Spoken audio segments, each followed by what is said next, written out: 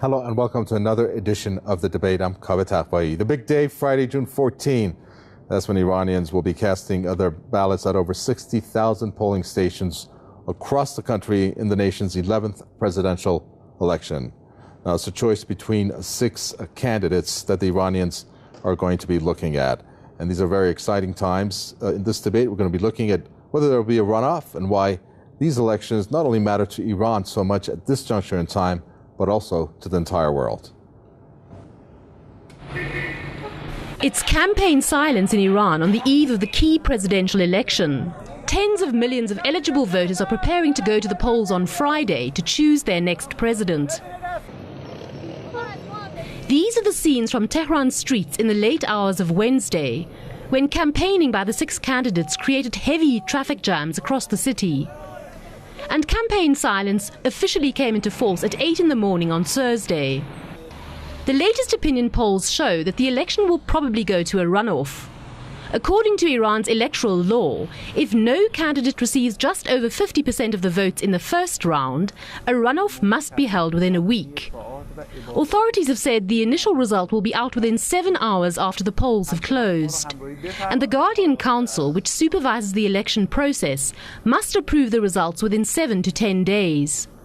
Opinion polls show more than 60% of eligible voters will take part in the presidential vote. Well, a lot to cover regarding these elections. Let me introduce our guests for this edition of the debate.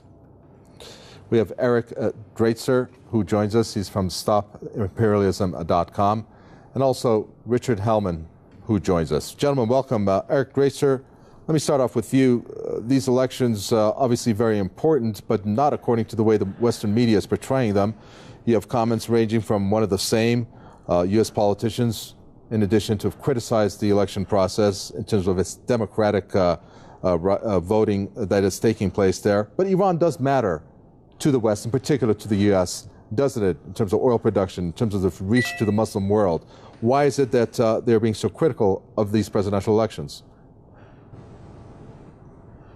Well, part of the reason is because it is an absolutely essential fact of Western propaganda that Iran has to be depicted as a tyranny, as a dictatorship, as the quintessential evil country in the world. Never mind the fact that the criticisms that they make of the Iranian electoral process are precisely the same criticisms that we here in the United States make of our own so-called democratic system and our own so-called electoral process. One of the primary criticisms that they level against Iran is the notion of vetting of candidates, as if the electoral system in the United States is not precisely that. You cannot run for president in the United States unless you can raise $1 billion or more, unless you've been vetted by finance capital and major corporations. No candidate is allowed into the major national races unless they've gone through all of that process. So the criticisms that they level against Iran, I would say, are baseless and hollow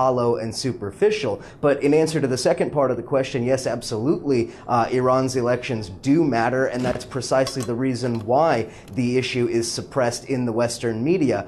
Here in the West, they don't want people believing that issues in Iran change the trajectory of foreign policy. They want to believe that Iran is a monolithic country that is not capable of changing its policy without some kind of Western-initiated regime change, which is, of course, laughable, but that's the narrative that's portrayed in the West, and that's why the elections are not part of the narrative. Let's go with that last notion that you put forward there, because that has been one of the goals, even though at points it's been understated, but more vocal under the Obama administration. Richard Hellman, let's refer to a Gallup poll. It's a reputable survey agency there in the States. It is said that most Iranians, this is on a 2012 Gallup poll, most Iranians say the U.S.-led sanctions have hurt their livelihoods, but they're blaming the United States for the impacts of the sanctions. And they also said that Iran should continue with their civilian nuclear program. Kind of puts into question the effectiveness of these U.S. sanctions, doesn't it? Oh, I think undoubtedly the sanctions, while perhaps necessary and a part of an approach to stopping Iran from creating nuclear weapons to carry out the threats of genocide from the rulers, from the Ayatollahs and President Ahmadinejad and other leaders of Iran, their documented threats to eliminate what they call the Zionist entity, Israel, and more. And last year it was documented that there were more terror attacks perpetrated by Iran's regime throughout the world than in any previous year. So clearly freedom is on the march in the Middle East and around the world, but it's not clear whether in these elections it has reached Iran, whether anyone can stand up in the street corner or in a town square in Tehran or another Iranian city and say anything they want. For example, if they can proclaim a Christian belief or a Baha'i belief without being arrested. And so clearly Iran is not free today, but we pray and hope that the Iranian people will be freed, and that either through these elections or otherwise that they will throw off the fanatic ayatollahs and the theocracy that really rules Iran, and will come into the 21st century, and that Iran and America and even Iran and Israel and other nations will be on a friendly basis. This is our hope and our prayer. And if it comes through these elections, thank God. If it comes another way, well, we shall see. But freedom cannot be stopped, and freedom will come to Iran, and liberty, and we just pray that that day is soon. And okay, let me get a reaction. Washington, Thank you for that. Let me get a reaction from Eric Greitzer.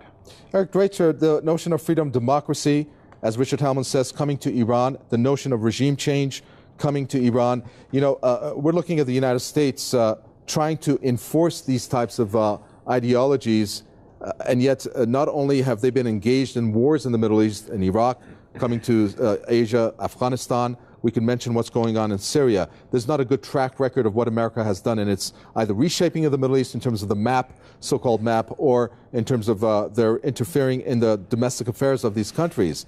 So what stance does the U.S. have? Where does the mutual respect come into place when this notion of regime change, for example, keeps coming into play? Well, there is no notion of I did not use respect, the word so we can just kind of regime. I didn't use the word regime change. That's what I heard, Richard Hellman. But okay, fine. Let's take that out of the equation. Fact, Eric Greitzer, go ahead. I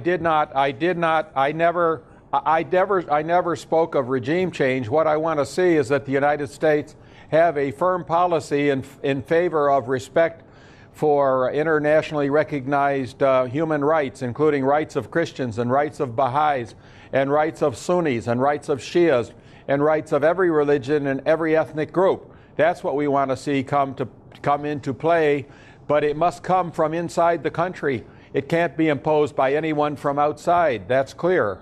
Well, it seems like that's what America is doing. It's up to the Iranian people. Let Eric Greitzer come in and speak. Go ahead, Eric Greitzer, go ahead. It's up to the Iranian people. It's up to the Iranian people, through their elections or through whatever other means they have, to throw off the fanatical ayatollahs and their brutal reign over Iran, and through them they're meddling in the conflict Richard in Hellman, we got to give our other guests the chance to speak. Eric Greitzer, go ahead. Go ahead. You can jump in, Eric Greitzer. This has to change. So I would say that although the guest in Washington is saying that he didn't use the actual words regime change, that is precisely what is implied. If we look at the various forms of subversion and indirect and soft power warfare being waged against Iran, we can see that this is very much part of the agenda. The sanctions are not intended to hurt the regime. They're intended to hurt the Iranian people, so that the Iranian people become so upset and discontented that they rise up against the government. This is the standard operating procedure for imperial powers, and it has been for decades. So, you know, I mean, we could dance around the subject, but people who would agree with the guest in Washington are in favor of regime change, lest we take a look at recent legislation put forward in the United States by Representative Dana Rohrabacher, which is precisely that. It is a legislation for destabilization of both Iran and Pakistan through the Balochistan region under the cover of so-called self-determination. administration. Now, returning to the main issue, though, the fact of the matter is the United States, like the other imperial powers, particularly its partner in Israel, the United States is attempting to destabilize Iran and delegitimize the elections. And what we see is that there are very real divides in Iran that need to be taken account of. For instance, we have issues like serious inflation and serious unemployment, which are severely hampering the working class and the poor in Iran. We hear reports of what the sanctions have done to medicine, to healthcare, to various other surgical instruments and so forth, to the point where we hear reports of working class Iranians who have to sell medication to affluent Iranians in order to put food on the table. So these are the issues that are central in Iran in this election, and all of this talk about what the United States gets to dictate to Iran is complete nonsense. This is the mentality of imperialism. It is deeply embedded in the United States and within the U.S. ruling class and the Zionist establishment. And I mean, that is what we need to understand. We cannot pretend that here in the United States we look at Iran as if it's through some sort of an objective lens. Iran is part of a grand imperial strategy, and Iran is one of the linchpins of that strategy. So what the United States is interested in is not democracy. It's not anything other than regime change for the purposes of extending its hegemony. Well, let's look at some of the candidates. We got to do that. Richard Hellman, I don't know if you followed any of the candidates and their profiles, but you know, there's some statements coming out. We have a Mr. Rouhani who has vowed to replace extremism with moderation. Mr. Velayati, we need to repair our relations with the world. Rouhani, he has talked about interaction with the world. Other candidates, Iran needs to create good relations with the international community. Shouldn't there be an openness from the U.S. in terms of giving these notions, which comes with the territory of repairing the relations with the world, as to perhaps lead on to negotiations? And of course, at the top of the list, I would assume, from the West and U.S.'s perspective, is the issue of Iran's civilian nuclear program. Well, certainly there are differences of rhetoric and different statements being made by the various candidates for president of Iran, and we have to just wait and see. It's not appropriate for someone outside of Iran to pick and choose candidates. That's for the Iranian people to do. But obviously, the Iranian people only get the candidates which the Ayatollahs approve as being able to run. Now, contrary to anything else that might be said, as opposed to what happens in the States, I got to jump in and ask you that. What about the United States then? How does that work there? So wait a the second. Electoral College. Tell us a little bit about that, and tell us how that works. Fundamentally undemocratic, isn't it? I'm telling you, yeah. You can. I'm trying. If you be quiet, I will. I just was about to say, in the United States, you or I can run for president. Anybody can file and run for president, and the same in Israel. There are people in Israel who are on the verge of becoming prime minister who weren't even known of in the past, because these are free countries. But there is no supreme ruling council, as in Iran, to approve which candidates may run. And you got the Electoral College. Let us have our American counterpart in New York explain that. Eric Draitser, why don't you explain this system that Mr. Hellman there says in states is democratic but not in Iran? America is free and Israel is free. Eric Draitser is going to explain that. Iran is not free, and so you know, if you like the Ayatollahs telling everyone what to do, then you'll like Iran today. If you don't, as opposed to that not being dictated to the Americans, there are only two parties being represented. Eric Draitser, I'm in Iran, you're in New York. You can explain that to Richard Hellman. Go ahead, jump in, Eric Draitser. Eric, it's not dictated. It's not dictated in the United States. Right, Eric, go ahead. You can jump in. Despite your left wing, despite your outdated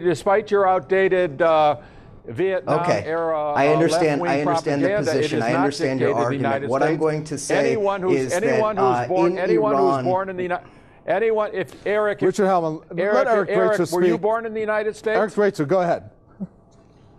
I want to ask him, were you born in the United States? If I could answer the question, Eric, the main issue here is the fact. Okay, if you will stop interrupting me, yes, I was born in the United States. Now, if I could answer the question, the issue that we're facing is whether or not the criticisms... Whether or not the criticisms that are leveled against the Iranian system of elections, whether or not those criticisms are valid. Some criticisms are valid, just as they are against any electoral system anywhere in the world, whether it's in Africa or South America or in the United States. Now, despite the rhetoric and the constant droning talking points, if we look at the elections of 2000, if we look at the elections of 2004 even, we see tremendously in the United States the fact that the electoral system, the electoral process is a rigged game. We all know this, despite what you might want to say. We understand that the elections in the United States are designed to put puppets in power that execute the agenda of the military-industrial complex and finance capital. This is all well understood. Now, coming back to the issue that we were discussing here on this show, and that is the elections in Iran and the various candidates. What we see is the continued divide that exists in the Iranian establishment,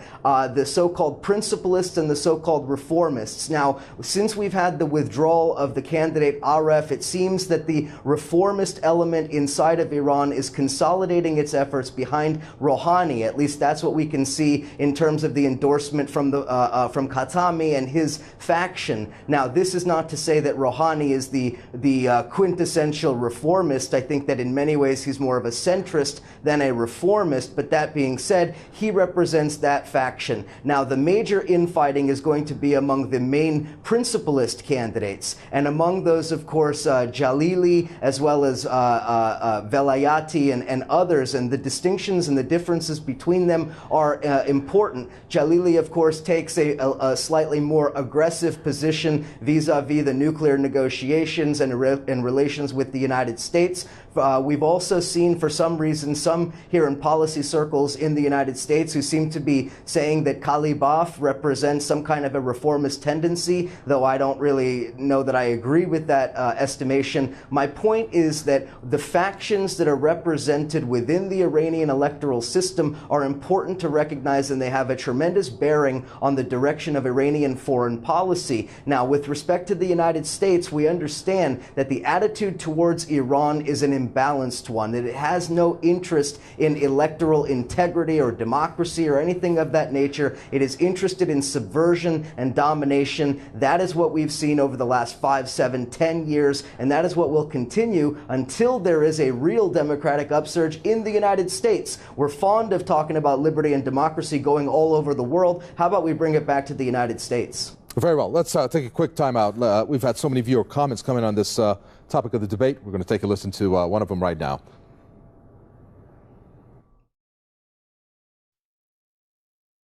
No matter how you stand by your people, so as long as you are against imperialism, you are undemocratic to the West.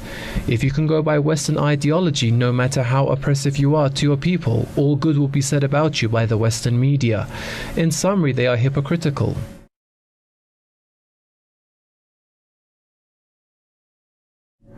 A best model of Islamic democracy visible to mankind so far in this age. Iran is on the top with equal opportunities to all other sects and free and fair elections where every ballot counts.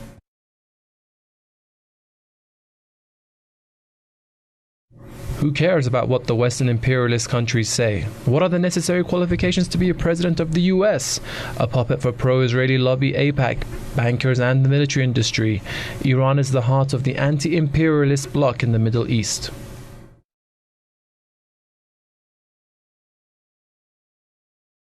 Wrong on the first step. The vetting process of presidential candidates by the Guardian Council is not fair.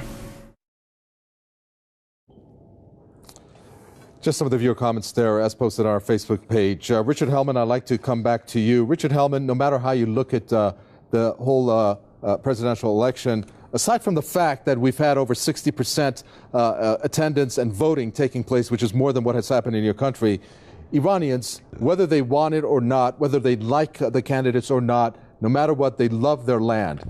And they don't have a very good impression of what the U.S. has done regarding the sanctions. Obama came out in 2008 and talked about I'm going to open up 2009. Let's offer Iran a new beginning. Diplomatic gestures, yet some of the strictest sanctions imposed in 2012. What does that say about where the U.S. wants to go forward in terms of relations with Iran? Well, the problem is that the regime in Tehran is an imperialist regime, and it reaches its tentacles into Syria and into Lebanon through Hezbollah, and into Gaza through Hamas, and even into the Western Hemisphere, into South America through its proxies. And so I don't believe that's what the Iranian people want or what they want to see their government do, but perhaps the candidate who succeeds in this election, after the whole process has worked out, will change Iranian policy. Frankly, I don't think the sanctions work because they're full of holes, and the U.S. gives exemptions, so to speak, from laws for other countries that want to deal with Iran. So I don't believe Iran is in any way crippled. In fact, it's the mismanagement and corruption and kleptocracy and Ayatollahocracy of Iran that's causing its economy to be bankrupt and its people to suffer, not the U.S. or international sanctions. So we hope for a better government for Iran from free elections, and we hope that we're glad that so many Iranians vote, that 60% of the eligible voters vote. That's excellent. And so we hope that either through elections or otherwise, the Iranian people will have the government that they want, that they need, and that they deserve.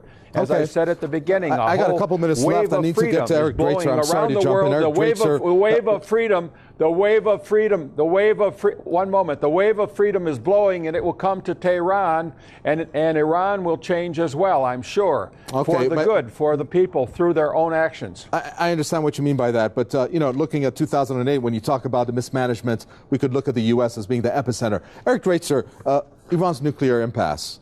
Do you think with the new administration, you just mentioned some of the candidates, obviously you're keeping up to date with their profiles. Do you think this impasse is going to be resolved with this incoming administration?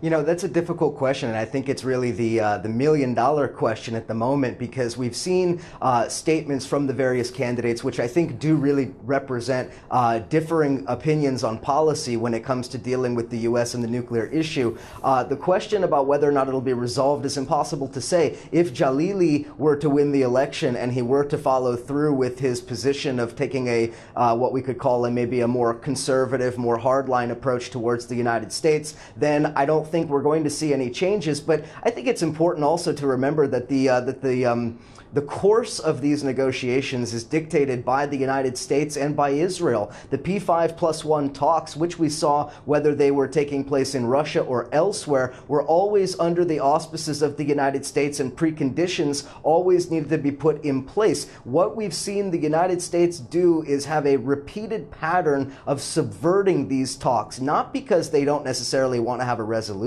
but because it benefits them politically, diplomatically, and geopolitically to continue this back and forth shadow game when it comes to negotiations. The real story with regard to the Iranian elections is not even so much what the outcome is going to be, it's whether or not there's going to be any real change within Western policy towards Iran, because Iran has already made the possibility, or at least raised the possibility, of conceding the question of 20% uranium enrichment and various other specifics with regard to this. The Iranians have shown at least a willingness rhetorically to compromise. The United States has not. So the question remains whether or not the nuclear negotiations can move forward based upon U.S. preconditions. And I think that that is one of the fundamental questions. And I return to the most critical point of all. This is a war against the Iranian people. That is what it is. The sanctions against Iran, just like the 1990s sanctions against Iraq, were designed to destroy